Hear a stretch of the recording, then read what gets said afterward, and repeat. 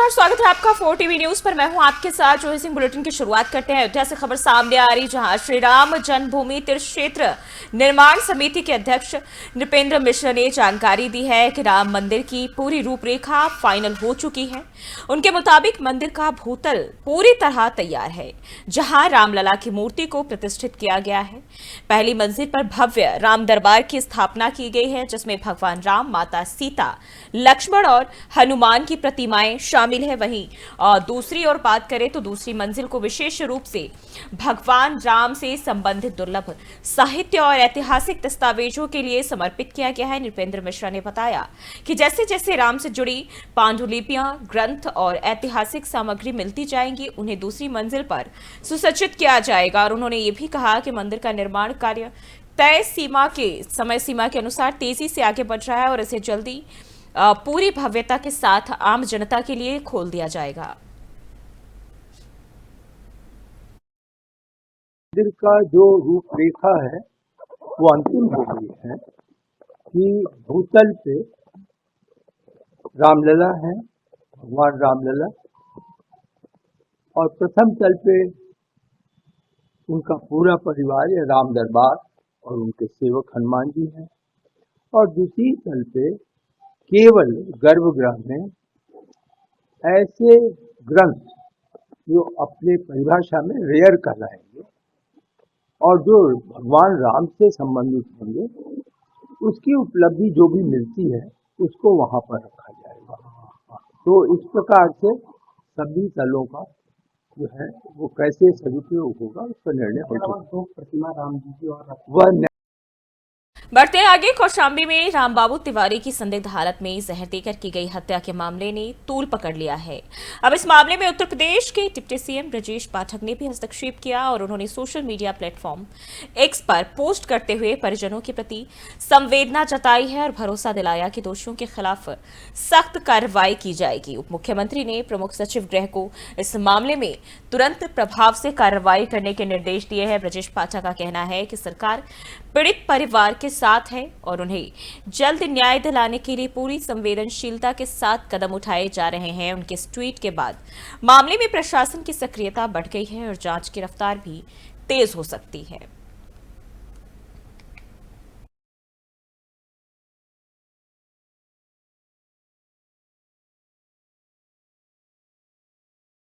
और थाना वृंदावन पुलिस ने श्री बांके बिहारी मंदिर में फर्जी माधव बाउंसर ग्रुप के नाम पर श्रद्धालुओं से पैसे लेकर वीआईपी दर्शन कराने वाले 2 फर्जी बाउंसरों को गिरफ्तार कर बड़ा खुलासा किया है। गिरफ्तार किए गए आरोपियों में रोहित पुत्र डालचंद निवासी कोसी थाना कोसी कला और लक्की उर्फ छोटू पुत्र जगदीश निवासी सौख रोड उस पार थाना हाईवे मथुरा शामिल है। पुलिस के मुताबिक ये दोनों आरोपी सोशल मीडिया प्लेटफॉर्म जैसे फेसबुक और इंस्टाग्राम पर माधव बाउंसर ग्रुप मथुरा के नाम से विज्ञापन देकर श्रद्धालुओं को भ्रमित करते थे और पैसे लेकर उन्हें भीड़ से बचाकर वीआईपी दर्शन कराने का झांसा देते थे। यह गिरोह आस्था के साथ खिलवाड़ कर श्रद्धालुओं से मोटी रकम ऐंठ रहा था। मंदिर प्रबंधक की ओर से मिली शिकायत पर थाना वृंदावन में मुकदमा दर्ज किया गया और पूछताछ में सामने आया है कि यह गिरोह बिना किसी वैध पंजीकरण के जो है वो काम कर रहा था। पुलिस ने दोनों आरोपियों को हिरासत में लेकर पूछताछ शुरू कर दी है और जो जानकारी मिली है उसके आधार पर आगे की कार्रवाई की जा रही है। पुलिस अन्य सदस्यों की भी तलाश में जुटी हुई है। आज दिनांक 6 जून को थाना वृंदावन में प्रबंधक जो ठाकुर बांके बिहारी जी मंदिर के हैं उनके द्वारा एक शिकायत दी गई है कि कुछ बाउंसर एजेंसी के लोग पैसे लेके मंदिर में दर्शन कराते हैं और इस आशय का वो विभिन्न सोशल मीडिया प्लेटफॉर्म पे प्रचार भी कर रहे थे। इस संबंध में तत्काल वृंदावन में अभियोग पंजीकृत कर लिया गया है और सिक्योरिटी एजेंसी से संबंधित जो 2 व्यक्ति हैं रोहित और लक्की, इनको गिरफ्तार कर लिया गया है। इस संबंध में आवश्यक वैधानिक कार्रवाई की जा रही है और जो इनकी सिक्योरिटी एजेंसी का लाइसेंस है, जो पसारा से लाइसेंस निर्गत हुआ है, इसके निरस्तीकरण की रिपोर्ट माध्यम से भेजी जा रही है। और ये सर्वविदित है कि मंदिर में किसी भी सिक्योरिटी एजेंसी का प्रवेश प्रतिबंधित है। कोई भी सिक्योरिटी एजेंसी इस टाइप का कोई भी वो विज्ञापन नहीं दे सकती है, ना ही उनको दर्शन कराए जाने की कोई। आज दिनांक 6 जून को थाना वृंदावन में प्रबंधक जो ठाकुर बांके बिहारी जी बढ़ते आगे, लखीमपुर खीरी के निघासन इलाके में तंत्र मंत्र के नाम पर दिल्ली के एक व्यापारी से करीब 19 लाख रुपए की ठगी का मामला सामने आया है। दिल्ली निवासी नरेश कुमार जैन को एक अनजान नंबर से कॉल आया, जिसमें खुद को संजय यादव बताने वाले व्यक्ति ने उनकी पत्नी की बीमारी को तंत्र मंत्र से ठीक करने का दावा किया। 24 मार्च को व्यापारी पलिया पहुंचे, जहां उन्हें एक मसार पर ले जाकर तंत्र किया गया और इसका झांसा दिया गया। आरोपियों ने व्यापारी से 11 लाख रुपए नगद और 6 लाख की घड़ी और 2.5 लाख की अंगूठी भी ले ली है। बदले में 1 किलो की नकली सोने की ईंट थमा दी, जिसकी कीमत 1 करोड़ बताई गई। बाद में ठगी का एहसास होने पर व्यापारी ने आरोपी इरफान के खिलाफ पुलिस में शिकायत दर्ज कराई है। पुलिस फिलहाल मामले की जांच कर रही है। इन्होंने मेरे साथ और भी धोखा करा। मेरे हाथ की हीरे की अंगूठी, जिसकी कीमत 2-2.5 लाख रुपए है, और मेरी घड़ी रोलेक्स की, जिसकी कीमत जब ली थी 6 लाख, आज वो कम से कम 12 लाख की है। वो इससे ले ली। बोला अंकल जी मैं भेज दूंगा, आप फिक्र मत करो और आप बेफिक्र होकर जाओ। मैं रात को दिल्ली चला गया। बदायूं जिले के सहसवान कोतवाली क्षेत्र के गांव सातपुर से एक हैरान करने वाला मामला सामने आया है, जहां रास्ते के विवाद को लेकर एक पक्ष ने घर में घुसकर मारपीट की और पथराव भी किया। ये पूरी घटना बीजेपी सेक्टर प्रभारी और शक्ति केंद्र संयोजक धूप सिंह के घर पर हुई, जिसका वीडियो अब सोशल मीडिया पर वायरल हो रहा है। खास बात यह रही कि जब धूप सिंह थाने पहुंचे और इस घटना की शिकायत की, तो पुलिस ने उल्टा उन्हें ही हवालात में बैठा दिया। पीड़ित पक्ष का आरोप है कि पुलिस ने मामले की गंभीरता को नजरअंदाज किया और पथराव करने वालों के खिलाफ कोई तत्काल कार्रवाई नहीं की। अब इस घटनाक्रम को लेकर स्थानीय लोगों में रोष है और पुलिस की भूमिका पर सवाल भी उठ रहे हैं।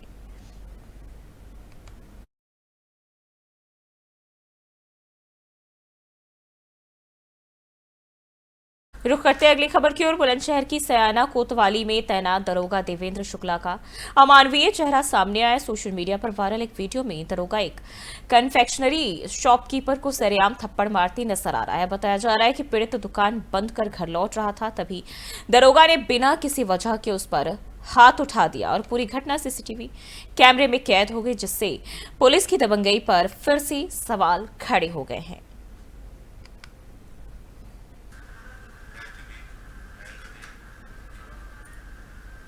बढ़ते आइए, कन्नौज में ईद उल अजहा का त्योहार शांतिपूर्ण तरीके से मनाया गया। जिले की सभी 52 ईदगाहों में नमाज शांतिपूर्ण ढंग से संपन्न हुई, जहां सुरक्षा व्यवस्था चाक-चौबंद रही। ड्रोन कैमरों के जरिए पूरे क्षेत्र की निगरानी भी की गई। डीएम आशुतोष मोहन अग्निहोत्री और एसपी विनोद कुमार ने खुद ईदगाह पहुंचकर नमाजियों को बकरीद की मुबारकबाद दी और लोगों से खुले में कुर्बानी न करने की अपील भी की। और उन्होंने त्योहार को आपसी भाईचारे और नियमों के तहत मनाने की बात कही है। एसपी ने नमाजियों को सुरक्षा का भरोसा भी दिया। समाजवादी पार्टी, भारतीय जनता पार्टी और समेत अन्य दलों के नेताओं ने भी जनता को ईद की शुभकामनाएं दी हैं।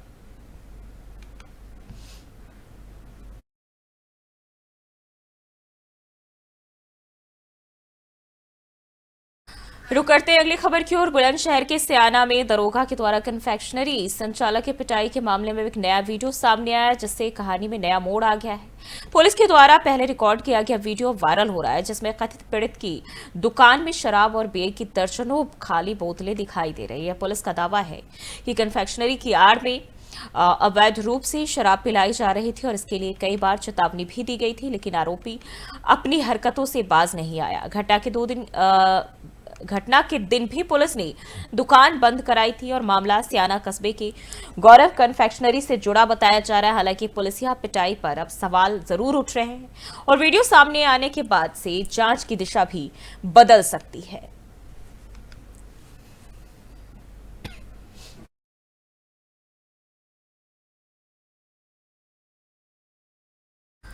और एटा जिले में ईद उल अजहा की पर्व को हर्षोल्लास और शांतिपूर्ण माहौल में मनाया गया। जिले भर की ईदगाहों और मस्जिदों में नमाज अदा की गई, जहां अमन, चैन और देश की तरक्की के लिए दुआएं मांगी गई है। नमाज के बाद लोगों ने एक दूसरे को गले मिलकर ईद की मुबारकबाद दी और आपसी भाईचारे का संदेश भी दिया। शहर के प्रमुख ईदगाहों और मस्जिदों में सुबह से ही लोगों की भारी भीड़ देखी गई। नमाज के दौरान सुरक्षा के कड़े इंतजाम किए गए। एसएसपी श्याम नारायण सिंह के निर्देशन में पुलिस प्रशासन पूरी तरह मुस्तैद रहा। जगह जगह पर पुलिस बल और पीएसी की तैनाती की गई थी, जिससे कहीं कोई अप्रिय घटना न हो। इमामों ने अपने खुतबे में देश की तरक्की, सामाजिक सौहार्द और आपसी भाईचारे की विशेष दुआ मांगी। पूरे जिले में ईद का त्योहार शांतिपूर्ण और सौहार्दपूर्ण वातावरण में संपन्न कराया गया।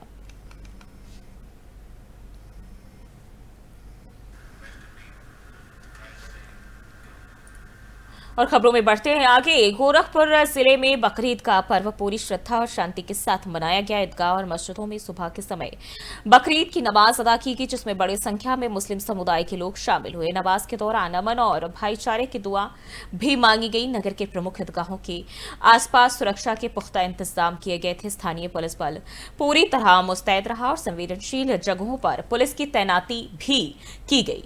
प्रशासन ने नमाज के लिए यातायात व्यवस्था और भीड़ प्रबंधन को लेकर पहले से तैयारियां कर रखी थी। नमाज के बाद लोगों ने एक दूसरे को गले लगाकर ईद की मुबारकबाद दी और एकता सौहार्द का संदेश भी दिया। ईद का त्योहार शांति, प्रेम और भाईचारे के साथ संपन्न हुआ। प्रशासन और पुलिस की सजगता के कारण कोई अप्रिय घटना नहीं हुई, जिससे लोगों ने राहत की सांस ली।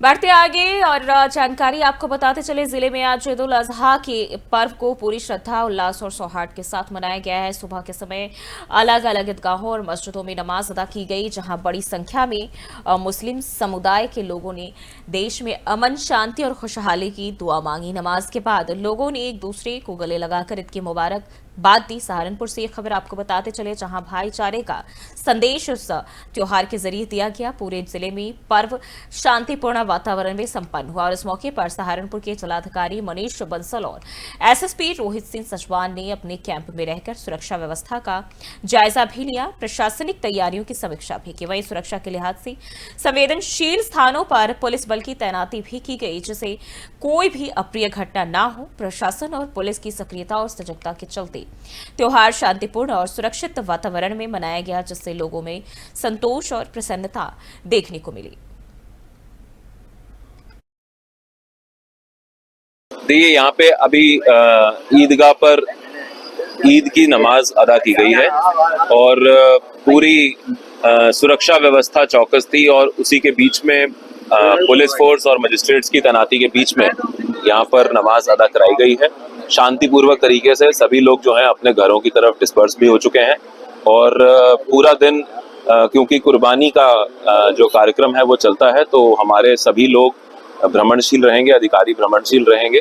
नगर निगम ने भी और सभी हमारी नगर पालिकाओं ने, पंचायतों ने अपनी व्यवस्था को दुरुस्त किया हुआ है और लगातार हमारी टीम। देखिए, यहाँ पे अभी ईदगाह पर ईद की नमाज अदा की गई है और पूरी उत्तर प्रदेश के हापुड़ जिले से खबर सामने आ रही है, जो कि बेहद सनसनीखेज मामला बताया जा रहा है, जिसमें प्रेमी ने प्रेमिका की हत्या कर दी है। बताया जा रहा है कि रात को प्रेमिका का फोन अक्सर बिजी आता था, जिससे प्रेमी सत्येंद्र को शक होने लगा। प्रेमिका नीलेश ने सत्येंद्र को गाड़ी खरीदने के लिए 5.5 लाख रुपए उधार दिए थे। जब उसने पैसे वापस मांगने की कोशिश की तो दोनों के बीच विवाद हो गया। हापुड़ एसपी ने बताया कि सत्येंद्र और नीलेश की कई महीने चलने वाली प्रेम कहानी में विवाद तब शुरू हुआ जब सत्येंद्र को लगा कि नीलेश किसी और के साथ भी संपर्क में है और सत्येंद्र ने कई बार नीलेश का फोन चेक भी करने की कोशिश की, लेकिन नीलेश ने ऐसा नहीं करने दिया। 28 मई को दोपहर नीलेश दिल्ली के त्रिलोकपुर इलाके में सत्येंद्र से मिलने गई और अपने उधार लिए 5.5 लाख रुपए वापस मांगे। सत्येंद्र ने कहा कि उसने गाड़ी खरीद ली है और पैसे देने में असमर्थता जताई और इसके बाद नीलेश ने दबाव बनाया, जिससे गुस्सा आए सत्येंद्र ने चुनरी से उसका गला घोंट दिया। नीलेश की मौके पर ही मौत हो गई और पुलिस ने मामला दर्ज कर सत्येंद्र को गिरफ्तार कर लिया है और फिलहाल आगे की जांच जारी है।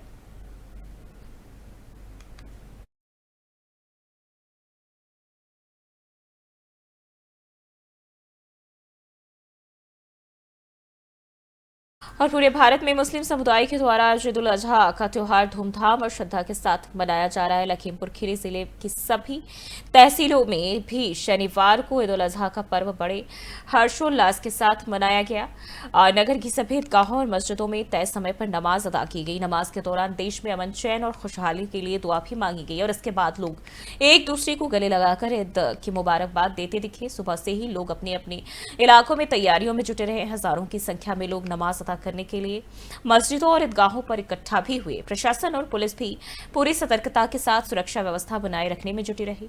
पुलिस अधीक्षक संकल्प शर्मा और अन्य अधिकारियों ने विशेष निगरानी रखी। इस्लामिक कैलेंडर के 12वें महीने में आने वाला यह त्योहार हजरत इब्राहिम की कुर्बानी की याद दिलाता है। हजरत इब्राहिम ने अल्लाह के हुक्म पर अपने बेटे इस्माइल को कुर्बान करने के लिए तैयार हो गए थे, लेकिन तभी अल्लाह ने मेमना भेजकर बेटे की जगह उसकी कुर्बानी स्वीकार कर ली और तब से इस दिन बकरे की कुर्बानी देने की परंपरा चली आ रही है और ये पर्व बलिदान, ईमानदारी और अल्लाह की इबादत का प्रतीक माना जाता है। यहाँ प्रशासन की तरफ से भी और खुद हमारे मस्जिद की तरफ से बाकायदा इमाम के साथ तैयारियाँ रही और प्रशासन की तरफ से जो तैयारियाँ हुई उस पर भी बड़ा हम मुबारकबाद उनको पेश करते हैं। उन्होंने जो बात रखी गई बोल के बहुत अच्छी व्यवस्था की। देखिए, जैसे आप देख रहे होंगे, आज बकरीद का त्यौहार सभी जगह शांतिपूर्वक मनाया जा रहा है। जितने भी ईदगाह मस्जिद हैं, जहाँ जहाँ नमाज हो रही है वहाँ पुलिस व्यवस्था, पुलिस का मजिस्ट्रेट की ड्यूटी, राजस्व विभाग के सभी लोग लगे हुए हैं। शांतिपूर्वक सब जगह त्यौहार संपन्न कराया जा रहा है और इंश्योर कराया जाए कहीं कोई दिक्कत ना हो। कुछ शरारती तत्व तो कुछ ना कुछ गड़बड़ करने को करते हैं, क्या उनके लिए खिलाफ कार्रवाई है? देखिए, पहले ही सभी थानों क्षेत्रों में पुलिस और संबंधित विभाग के साथ पीस मीटिंग की गई है। सबसे पहले ही वार्ता की गई है और बकरीद को लेकर सपा सांसद जियाउर रहमान बर्क ने अहम बयान दिया है, जिसमें उन्होंने कहा कि इस बार प्रतिबंधित पशुओं की कुर्बानी ना करें। सांसद ने लोगों से अपील की है कि वे कानून का पालन करें और कुर्बानी के नियमों का उल्लंघन ना करें और उन्होंने कहा कि अगर कुर्बानी को लेकर किसी को कोई समस्या या दिक्कत हो तो वे मुझसे सीधे संपर्क कर सकते हैं। सपा सांसद ने स्पष्ट किया कि समाज में त्योहार की खुशी बनी रहे और इसके लिए सभी को जिम्मेदारी से काम लेना होगा और उन्होंने लोगों से शांति और सामंजस्य बनाए रखने की भी अपील की है। जियाउर रहमान बर्क ने प्रशासन और पुलिस की भूमिका की सराहना करते हुए कहा कि वे सुरक्षा और व्यवस्थाएं बनाए रखने के लिए पूरी तरह सतर्क है। इस दौरान सांसद ने सभी से संयम और कानूनी दायरे में रहकर बकरीद का त्योहार मनाने का आग्रह किया है।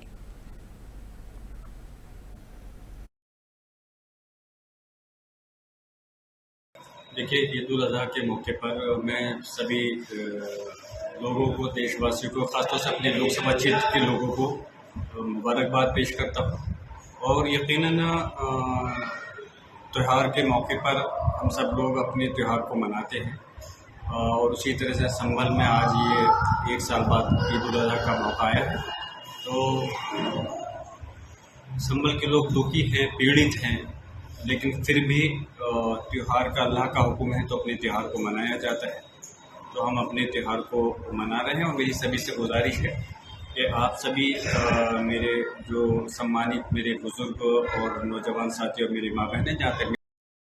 और अयोध्या में कड़ी सुरक्षा के बीच बकरीद की नमाज पूरे शहर के मस्जिदों और ईदगाहों में अदा की गई है। सुबह से ही नमाजी नमाज के लिए ईदगाह और मस्जिदों पर इकट्ठा हुए। नमाज के बाद सभी ने एक दूसरे को गले लगाकर बकरीद की बधाई और मुबारकबाद भी दी। सिविल लाइन ईदगाह पर सुरक्षा के पुख्ता इंतजाम किए गए थे। पुलिस प्रशासन का बड़ा दल यहां मौजूद रहा, जिसमें आईजी रेंज अयोध्या, जिलाधिकारी और एसएसपी सहित भारी पुलिस बल तैनात था। अधिकारियों ने सुरक्षा व्यवस्था का जायजा लिया और लोगों को शांतिपूर्ण ढंग से त्योहार मनाने का संदेश भी दिया।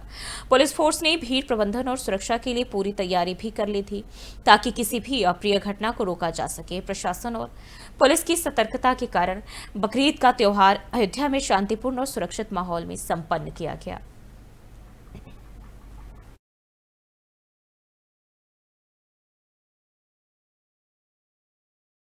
बढ़ते आगे सहारनपुर में दिल्ली रोड पर लगे ट्रेड फेयर मेले में अचानक आग लग गई, जिससे पूरा मेला जलकर राख हो गया। दमकल विभाग की गाड़ियों ने समय रहते पहुंचकर कड़ी मशक्कत के बाद आग पर काबू पाया। शुरुआती जांच में आग लगने का मुख्य कारण शॉर्ट सर्किट बताया जा रहा है और तस्वीरें भी सामने आई हैं।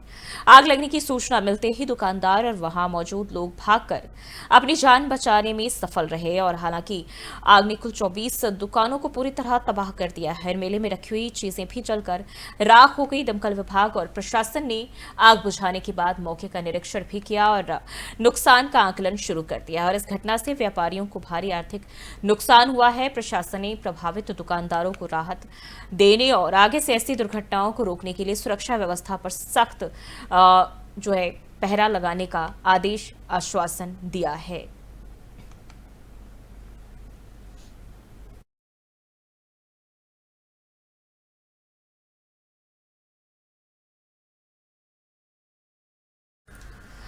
और भारत और ऑस्ट्रेलिया के बीच रणनीतिक साझेदारी अब सिर्फ कागजों तक सीमित नहीं है। दिल्ली में आयोजित उच्च स्तरीय बैठक में साफ दिखा कि दोनों देश रक्षा और सुरक्षा के मोर्चे पर कदम से कदम मिलाकर चलने को तैयार है। ऑस्ट्रेलिया के उप प्रधानमंत्री और रक्षा मंत्री रिचर्ड मार्लेस की भारत यात्रा के दौरान द्विपक्षीय रक्षा सहयोग को और मजबूती देने पर जोर दिया गया।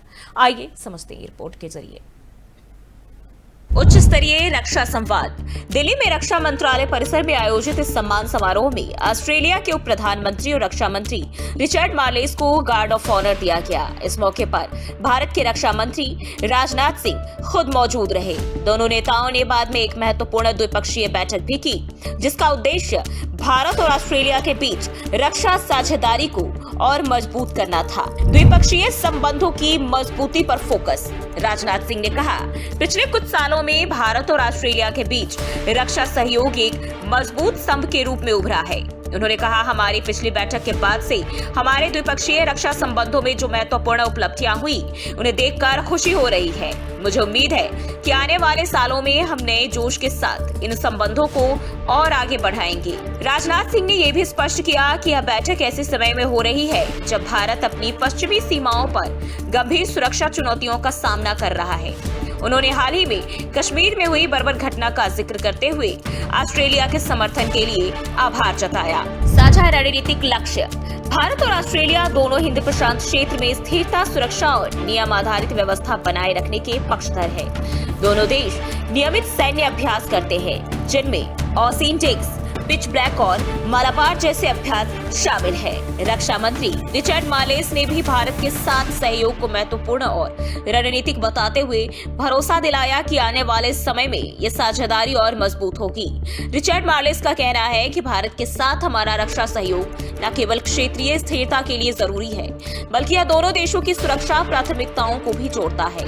हम भारत के साथ खड़े हैं, चाहे वह सीमाओं की सुरक्षा हो या आतंकवाद के खिलाफ लड़ाई। सामरिक समीकरण और भविष्य की दिशा। भारत और ऑस्ट्रेलिया के बीच संबंध अब केवल व्यापार, शिक्षा या खेल तक सीमित नहीं रहे हैं। हाल के सालों में यह साझेदारी एक नई दिशा में बढ़ी है। सामरिक और रणनीतिक सहयोग की दिशा में दोनों देशों के बीच रक्षा और सुरक्षा के मोर्चे पर बढ़ती नजदीकियां इस बात का संकेत है कि हिंद प्रशांत क्षेत्र में स्थिरता और संतुलन बनाए रखने के लिए ये गठजोड़ कितना अहम हो गया है। चीन की बढ़ती आक्रामकता और विस्तारवादी नीति के बीच भारत और ऑस्ट्रेलिया की सक्रियता क्वाड जैसे बहुपक्षीय मंचों पर भी देखी जा सकती है। यह केवल कूटनीतिक समर्थन नहीं, बल्कि साझा सैन्य अभ्यास, सूचना साझाकरण और समुद्री सुरक्षा जैसे मुद्दों में व्यावहारिक सहयोग तक पहुंच चुका है। सामरिक दृष्टि से यह गठबंधन न सिर्फ दोनों देशों की सुरक्षा को मजबूत करता है, बल्कि क्षेत्रीय और वैश्विक संतुलन बनाए रखने में भी महत्वपूर्ण भूमिका निभाता है। निष्कर्ष और आगे का रास्ता। भारत और ऑस्ट्रेलिया की यह उच्च स्तरीय बैठक सिर्फ दो नेताओं के बीच संवाद नहीं, बल्कि यह एक संदेश थी, एक साझा प्रतिबद्धता की, एक साझा विजन की। आने वाले सालों में यह साझेदारी रणनीतिक साझेदारी से रक्षा गठबंधन की ओर अग्रसर हो सकती है और सवाल यही है कि क्या इस सहयोग से। फिलहाल के लिए बुलेटिन बस इतना ही। देश और दुनिया की तमाम खबरों के लिए देखते रहिए 4 TV न्यूज।